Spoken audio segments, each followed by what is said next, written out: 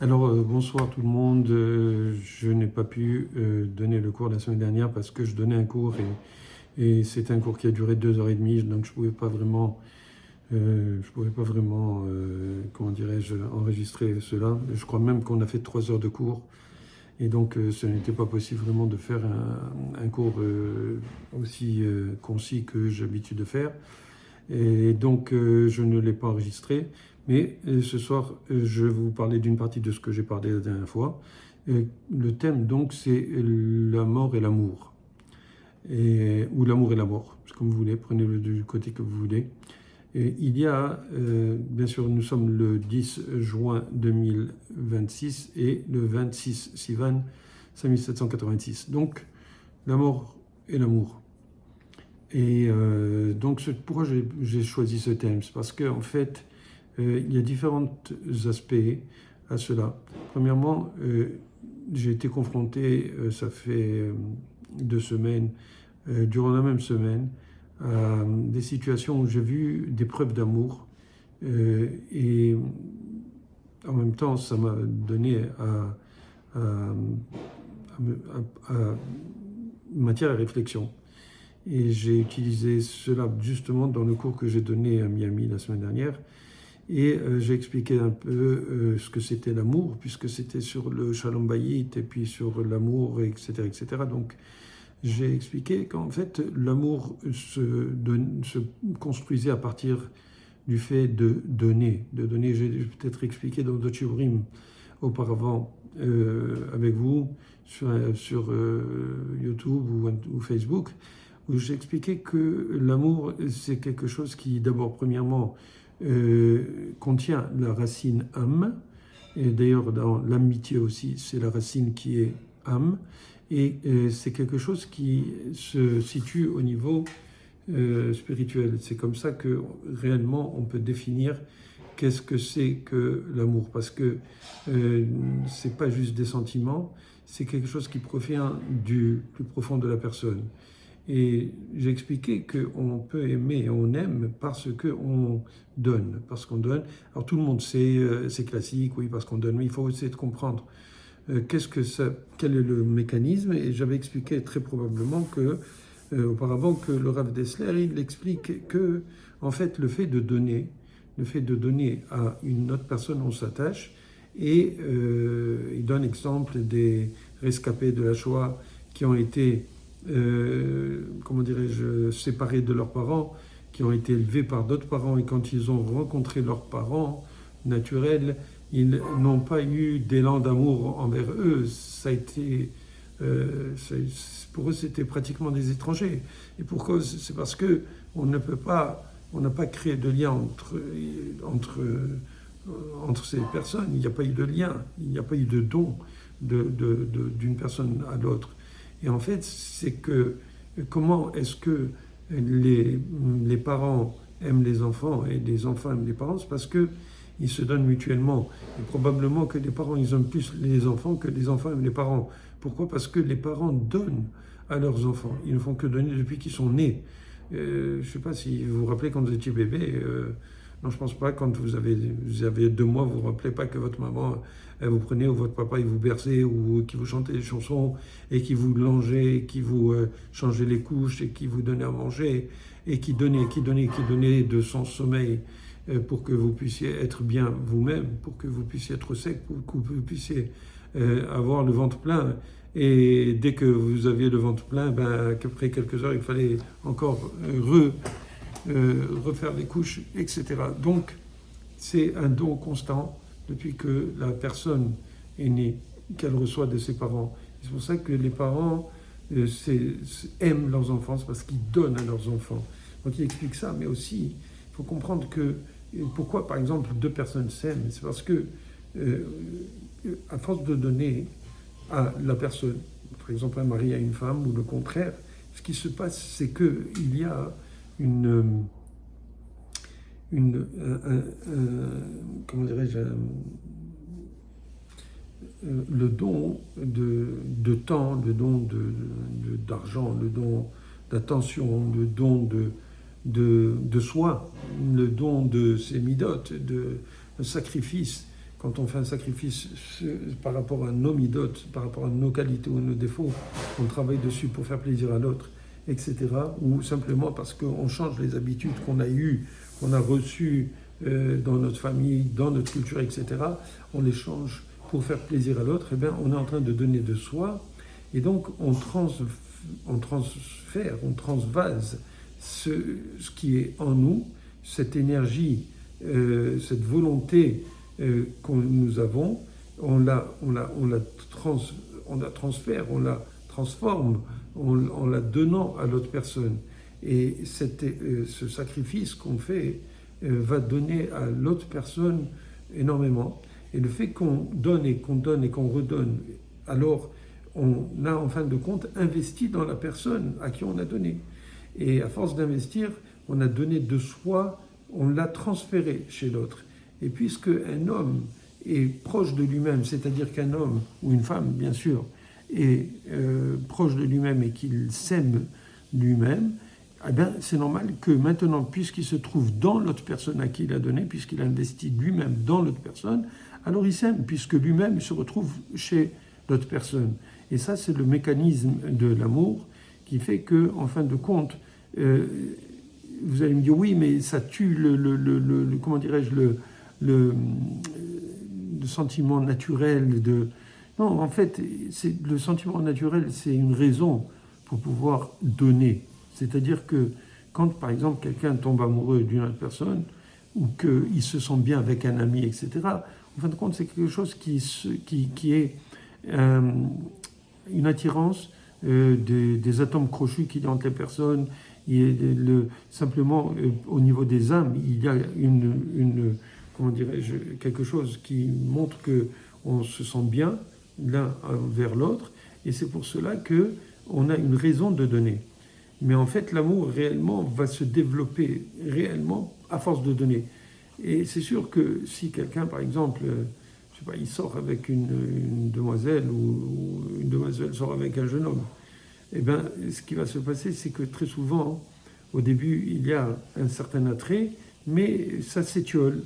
Et si les personnes n'ont pas un projet commun, n'ont pas un intérêt commun à la base de se retrouver, s'il n'y a pas cette attirance physique ou spirituelle même, eh ben, il n'y aura pas de raison de rester, de se retrouver, de s'apprécier pour pouvoir réellement se donner. Et c'est parce qu'on s'apprécie, parce qu'on est bien quand on est avec l'autre, qu'on va avoir des occasions de plus en plus pour donner à l'autre personne. Et c'est là où l'attachement va se faire. Et c'est là où l'amour vraiment va se construire, puisque à force de donner, on va se retrouver chez l'autre. Et puisqu'on s'aime soi-même, on aime l'autre, qui, en fin de compte, nous abrite à nous-mêmes. D'accord ? Donc ça, c'est le système de l'amour et de l'attachement. Et bien sûr, ce qui fait, c'est que à la fin, on est prêt à donner énormément. On est prêt à donner de soi parce que on a tellement investi dans la personne, pas parce qu'on a investi, on se dit on va perdre notre investissement. C'est parce que réellement, il y a un lien qui s'est créé entre les deux personnes. Ça va ? Donc, et ça, c'est le lien d'amour. Alors, c'est pas juste entre un homme et une femme, comme j'ai dit, ça peut être entre des frères, ça peut être entre aussi les parents et comme j'ai bien entendu, dans un couple. Alors, j'avais vu justement, ça fait 2 semaines, j'étais parti voir des malades, dont une personne qui a eu un stroke, c'est une dame, et qui se trouvait de ma famille. Et de temps en temps, je vais la voir, elle a perdu la parole, mais elle reconnaît probablement les visages. Et donc, je vais la voir de temps en temps, et cette fois-ci, j'ai décidé de la voir. J'ai trouvé, quand je suis rentré, j'ai trouvé son mari en train de la coiffer, après qu'elle ait mangé, après qu'elle ait eu comment dirais-je, sa toilette, il était là à la coiffer, à lui brosser les cheveux. J'ai trouvé ça tellement tendre et tellement affectueux et tellement magnifique du fait que à cet âge-là, il doit avoir 80 ans, elle doit avoir 74, 75, quelque chose dans le genre, il peut-être 82, et il était là, il s'occupait d'elle. J'ai été ému de voir ça. j'ai vu, j'ai vu comment une dame était, que j'ai rencontré après dans l'ascenseur, elle était là, elle venait s'occuper de son mari dans cet, cet hôpital ou ce centre de soins de longue durée. Et elle m'a dit, ah, moi je suis telle et telle. Je lui ai dit, oui, je vous connais, oui. Elle m'a dit, je suis venu voir mon mari. Et c'était pas la première fois, parce qu'à chaque fois que je vais là-bas pour voir ma tante, eh ben, je la vois elle aussi qui vient pour s'occuper de son mari. C'est extraordinaire. Et, euh, et, et on dirait c'est sa deuxième vie, elle est là-bas. Et puis, je suis parti voir aussi un monsieur que je connais, qui venait souvent le Shabbat, il s'invitait un peu à la maison. Et bon, écoutez, il avait une famille, mais il était un petit peu seul, etc. Donc il venait et il se retrouvait dans ce même hôpital. Et quand je suis parti le voir cette fois-ci, la première fois il n'y avait pas son frère, mais cette fois-ci il y avait son frère. Et son frère était là, il s'occupait de lui, et il vient le voir chaque jour. Et j'ai vu comment il y avait cet amour fraternel entre, en général, vous savez, c'est extraordinaire qu'un frère s'occupe d'un autre qui est malade. Et ce frère-là, bon, il avait ses, comment dirais-je, ses atouts. Il est bien, il est intelligent, il bouge, je veux dire, il a l'air tout à fait normal. Et justement, il s'occupe de son frère qui est, malheureusement, qui était dans un état, il était là, sur le lit, à ne rien faire, vraiment pratiquement immobile. Et, il parle légèrement, etc. Mais il était là, s'occuper de lui, à prendre soin de lui, à faire de l'ordre, à lui, comment dirais-je, à s'occuper un peu de sa toilette. Et j'ai trouvé ça vraiment magnifique de voir comment un frère s'occupe de son frère. Et, et, euh, et, et là, juste après, c'était pas dans cet hôpital, mais quelqu'un qui a perdu son père. Et, et j'étais témoin de voir à quel point il avait tout fait pour que son père soit à l'aise. Il avait eu des anévrismes, des ruptures d'anévrisme, il était plus ou moins paralysé. Et il a tout fait pour lui adapter toute sa maison, et pas seulement la maison de son père, mais aussi sa propre maison pour qu'il puisse vraiment avoir une vie familiale, venir voir son fils et ses enfants, etc. Il s'en occupait. Et pas seulement cela, j'ai vu les petits-enfants, j'étais témoin des petits-enfants qui se sont occupés de ce grand-père, qui allait le voir, qui passait des nuits avec lui, qui allait à tour de rôle pour qu'il y ait quelqu'un qui reste et qui ne soit pas seul. Et en fin de compte, ce monsieur a quitté le monde, mais j'étais témoin quand je vois tout ça, toute cette panoplie de marques d'amour et d'affection et de liens extraordinaires entre des personnes de même famille et des personnes qui ne sont pas de la même famille, qui sont devenues comme des gens qui se sont mariés. Alors, j'ai espoir dans l'humanité, vous comprenez? Et quand, malheureusement, ce que j'ai vu, c'est que ces gens-là, en général, c'est parce que s'ils ont besoin d'aide, c'est parce qu'ils sont à la veille. J'espère qu'ils vont vivre le plus longtemps possible, dans les meilleures conditions possibles. Mais, comme on a vu, ce monsieur, il a perdu son père, en fin de compte. C'est le cycle de la vie. C'est comme ça que ça fonctionne. Et entre-temps, il y a l'amour qui amène vers la mort. Et souvent, à cause de la mort, on prend conscience de ce que nous devons faire pour donner, pour montrer, pour rendre agréable la vie qui reste à ces personnes. Et il faut utiliser, bien entendu, ces moments pour... il ne faut pas attendre, en fin de compte. Il faut pas attendre. Il faut montrer l'amour qu'on a pour ces personnes-là, que ce soit nos parents, que ce soit nos enfants, que ce soit nos frères, nos sœurs, notre conjoint, ou simplement des amis. Dire qu'on est bien avec eux, dire qu'on aime être avec eux. Ça, vous savez à quel point le fait d'exprimer ce qu'on a dans l'âme fait une différence dans la vie des autres. Parce que nous sommes malheureusement très souvent conditionnés par si vous voulez, les conventions sociales qui font que on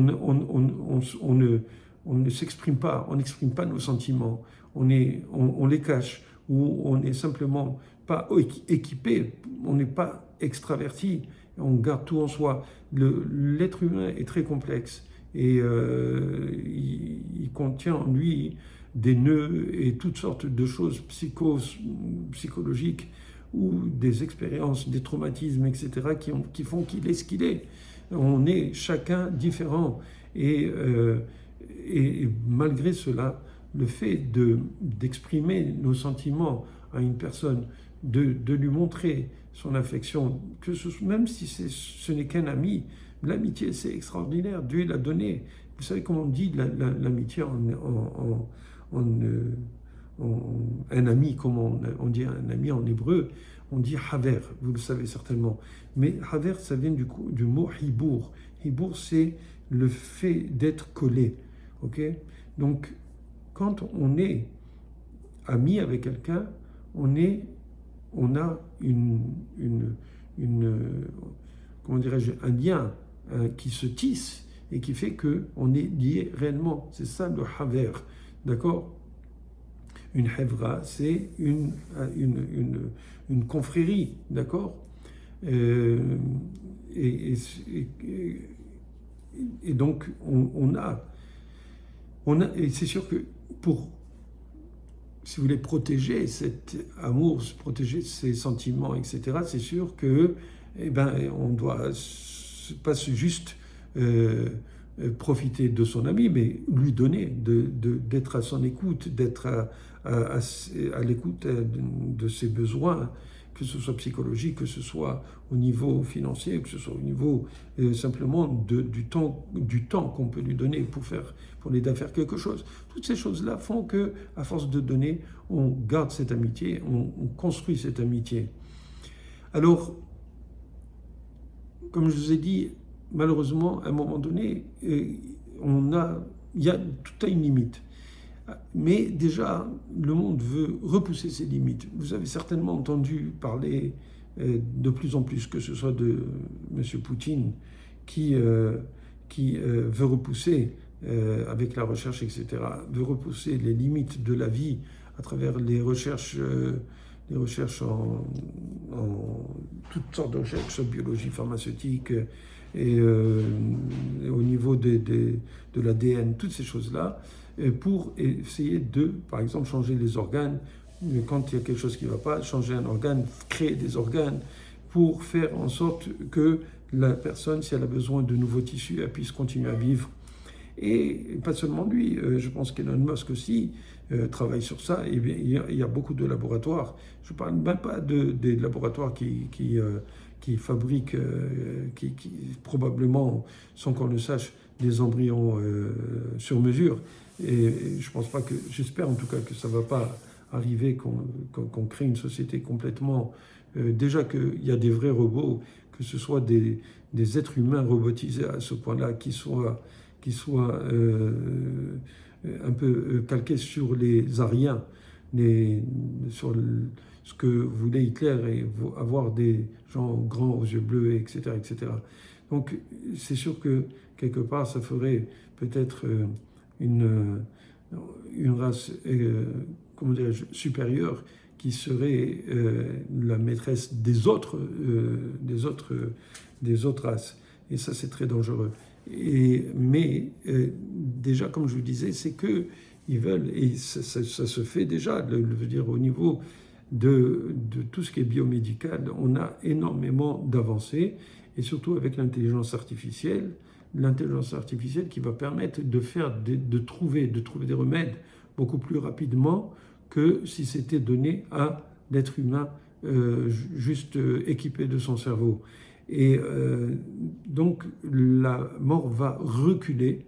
Et j'étais en train quand j'ai écouté ça, je me suis dit, c'est drôle, hein, parce que on sait que quand le Mashiach va venir, il est dit que comment dirais-je, les gens vont guérir. Les gens vont guérir et vont devenir immortels.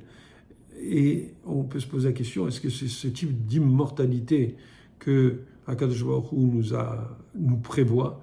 J'aime à penser et je pense que ce n'est pas ce type-là, bien que éventuellement il y aurait entre-temps ces avancées technologiques et en biomédical qui va faire que les gens vont vivre plus longtemps, mais quand on parle de ce qui s'est passé, par exemple, quand on a reçu la Torah, c'est que les malades ont guéri, d'accord, les aveugles ont vu, ont récupéré la vue, ceux qui n'écoutaient pas, ils ont entendu.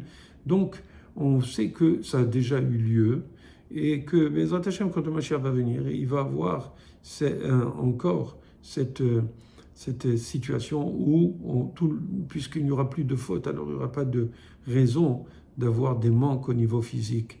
Et éventuellement, après la résurrection des morts, là, on parle bien que de toute façon on va mourir, d'accord? Même ceux qui vont revivre, même ceux qui sont en train, maintenant, s'il y avait la résurrection des morts, il faudrait que les gens meurent et revivent anyway, d'après ce que j'ai lu dans les écrits des Hachamim. Et donc, on devra mourir et ensuite revenir à la vie. Et là, on sera éternel éventuellement, d'accord, en fin de compte, d'accord? Et là, on va passer au 7e millénaire, c'est-à-dire à l'an 6000, et là, ce sera une autre situation où les corps vont être transformés. C'est-à-dire qu'on n'aura plus notre corps tel que nous l'avons actuellement, mais un corps qui est je ne sais pas, peut-être un type de corps hologrammique, je ne sais pas comment, un genre d'hologramme, peut-être, je ne sais pas comment ça va être.